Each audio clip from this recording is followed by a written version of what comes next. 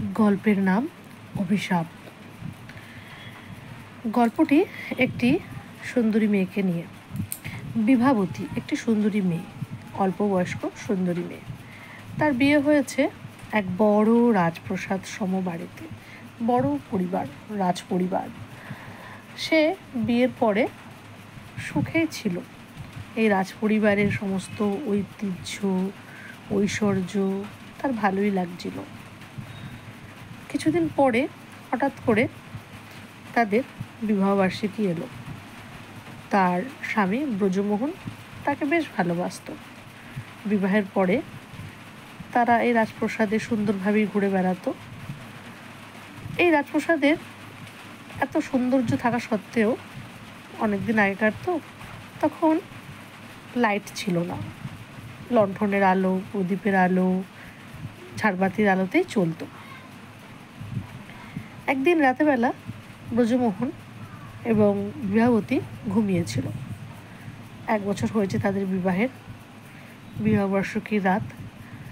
রাতেবেলা ঘুমিয়ে সুন্দরভাবে তারা নিশি যাপন করছিল।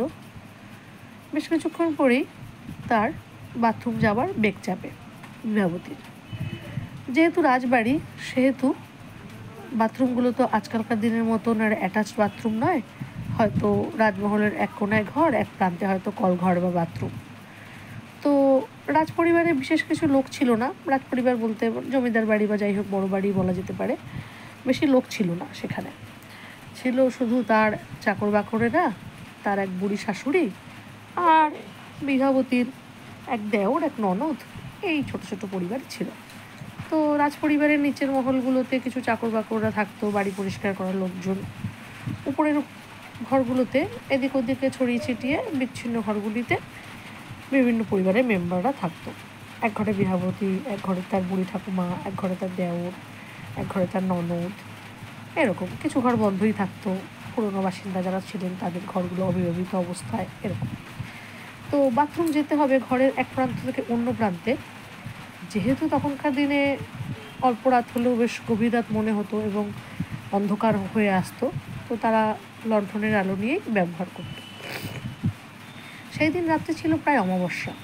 সেই অমাবস্যার রাতে বিভাবতী ভাবছে কীভাবে বাথরুমে যায়, কিন্তু যেতে তো হবেই। এখন এত রাতে সে তার স্বামীকে ডাকতেও পারছে না। সারাদিন অনেক পরিশ্রম হয়েছে, অনেক লোকজন এসেছে, বাড়িতে অনুষ্ঠান ছিল, ক্লান্ত হয়ে ঘুমিয়ে পড়েছে। তখন সে মনে করলো যে সে একাই যাবে। তাই লণ্ঠন হাতে আস্তে আস্তে হাঁটতে শুরু করলো। মাঝে মাঝে রাজপরিবারটি বা বড় বাড়িটিদের ভালোই লাগে, কিন্তু মাঝে মাঝে মনে হয় বাবা যে কেন আমাকে এত বড় বাড়িতে বিয়ে দিল, কেন বাবা একতলার একটা ছোট ফ্ল্যাট বাড়িতেই বিয়ে দিতে পারতো আমাকে। যাই হোক, কিছু করার নেই, এখন এত রাত্রিরে বাথরুম তো যেতেই হবে। যেহেতু বাথরুম যাচ্ছে, যেন মনে হচ্ছে ঘরের পেছন থেকে কেউ একটা ঝুম ঝুম ঝুম করে হেঁটে আসছে।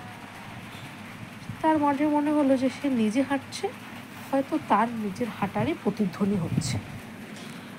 সে একবার পেছনে ফিরে তাকালো, কিছুই যেন মনে হচ্ছে না।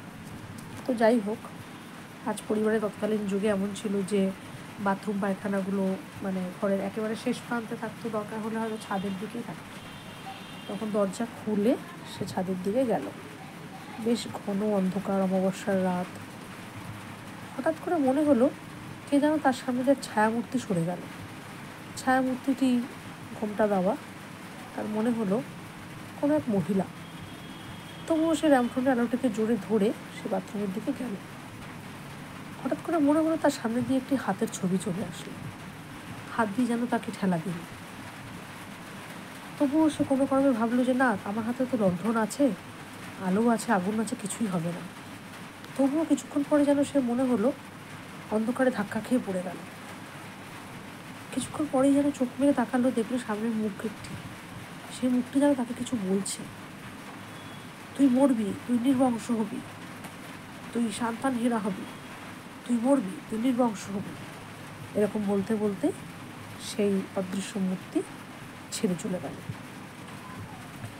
ভোরবেলা হলো, ভোরবেলা হয়েছে প্রায় 4টে, 4:30 বাজে। তখন বাড়ির লোকেরা মানে ব্রজমোহনের ঘুম ভেঙেছে। ব্রজমোহন ঘুমিয়ে উঠে খুঁজছে তার স্ত্রী কোথায় গেল। সে মনে করলো যে এই তো বাথরুমের দিকে হেঁটে হেঁটে দরজাটা খোলা, এদিকে ওইদিকে দেখছে সে আলো ফুটে উঠেছে, প্রায় দেখছে কলঘরের দিকে, ছাদের দিকে দরজা খোলা। সে খুব তাড়াতাড়ি হেঁটে গেল, গিয়ে দেখছে হ্যাঁ সত্যি তার স্ত্রী অজ্ঞান হয়ে পড়ে আছে। তার স্ত্রীকে তুলে নিয়ে সে চলে এলো আস্তে আস্তে। সবাই বাড়িতে খোঁজ খোঁজ খোঁজ খোঁজ, তার ননদ, তার শাশুড়ি, তার দেওর, সবাই খোঁজ খোঁজ করছে। বাড়িতে তাকে ডাক্তার বৈদ্যি ডেকে এনে ওষুধপাতি দেওয়া হচ্ছে, কি হচ্ছে, মাথা ঘুরে গেছে নাকি। তখন তার ঠাকুমা শাশুড়ি বলছে, ওরে ব্রজ, তুই ডাক্তার দেখা, বৌমার কি হয়েছে কে জানে। তখন ভাবছে যে না না কিছু হয়নি, কালকে সারাদিন পরিশ্রম হয়েছে তাই হয়তো মাথা ঘুরে গেছে। ব্রজমোহন একবার ননদ বলল, না বৌদির তো অন্য কোনো সন্তান সম্ভাবনা হতে পারে বা অন্য কোনো অসুবিধা হতে পারে, আমরা ডাক্তার ডাকি। তখন দেওর পিছনে একটু হিংসুটে দেয়, সে বলল, না না কিছুই হয়নি, কালকে পরিশ্রম হয়েছে তাই হয়তো হাঁপিয়ে গেছে বা ক্লান্ত হয়ে গেছে তাই অজ্ঞান হয়ে গেছে, ডাক্তার ডাকতে হবে না। এভাবে কিছুদিন দিন চললো, বাড়িতে ঘরোয়া পদ্ধতি ইত্যাদি করে। তারপরে একদিন ব্রজমোহনের সাথে রাতেবেলা সে ঘুমায়, কিন্তু মনে হয় যেন বাড়ির চারিদিকে কেউ একজন ঘুরে বেড়ায়, তাদের ঘরের চারিদিকে উকিঝুঁকি দেয়, তার চারিদিকে ফিসফিস করে কথা বলে, ঝুমঝুম করে শব্দ করে।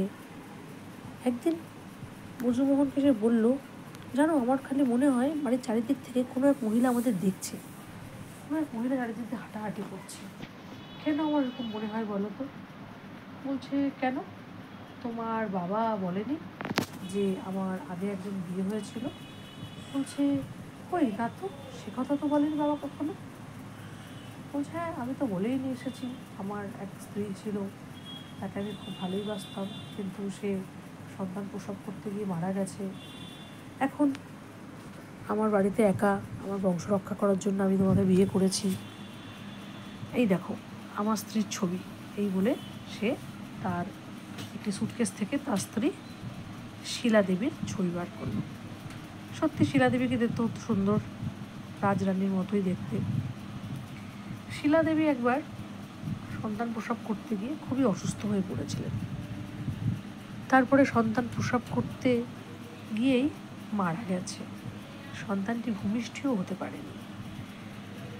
তাই হয়তো তার আত্মা ঘুরে বেড়ায়। তখন সে বলছে, তাহলে এক কাজ করো, দিদি বোধহয় তোমাকে ভালোবাসতো, দিদি ছবিটা বাড়িতেই রেখে দাও, সে আমাকে সবসময় দেখবে, আমি দিদিকে রোজ ফুল মালা দেব, তাহলে দিদির আত্মা শান্তি পাবে। আর আমি দিদিকে বলবো, দিদি তুমি আমাকে মেনে নাও, আমি তোমার স্বামীর খুব যত্ন করব, আমি এই বংশের প্রদীপ আনবো। হঠাৎ করে বলার সঙ্গে সঙ্গে তার মনে পড়লো তাকে একটা অভিশাপ দিয়েছিল। সে বলল, জানো আমি এরকম স্বপ্ন দেখেছি, ওই সেদিনকার রাতে আমি অজ্ঞান হয়ে পড়ে গেছিলাম, আমার সামনে দিয়ে যেন কি এরকম বলতে বলতে চলে গেছে। বলছে, না না ওসব ভুল ধারণা, ছাড়ো, তুমি কাজ করো, তুমি কদিন বাপের বাড়ি ঘুরে এসো। বলছে, আচ্ছা ঠিক আছে যাই। ব্রজমোহন তাকে বাপের বাড়ি কয়েকদিন জন্য ছেড়ে দিল। তারপরে একদিন আবার মাসখানেক পরে ব্রজমোহন তাকে নিয়ে এলো। আসার পরে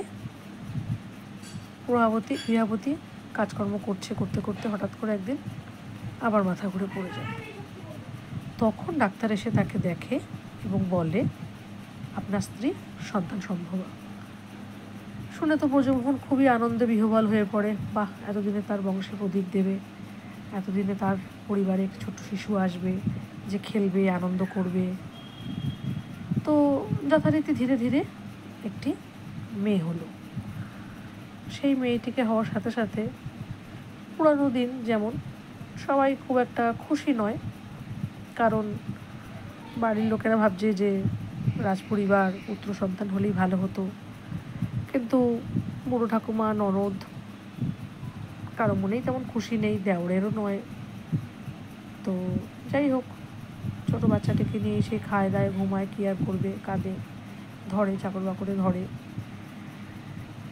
একদিন রাতেবেলা সে বাচ্চাটিকে নিয়ে শুয়ে আছে, বাচ্চার দিকে পিঠ ফিরে, হঠাৎ করে ঘরের দরজাটা যেন খুলে গেল। একটি লণ্ঠন টিম করে জ্বলছিল, সে সেই রন্ধনে টিমটিমে অন্ধকারটাও যেন ঘরের অন্ধকার দূর করছিল না। কিন্তু বিহাবতী সারাদিনের পরিশ্রমের পরে বাচ্চা নিয়ে অক্লান্ত পরিশ্রম করে সে ঘুমিয়ে পড়েছে গভীর ঘুমে।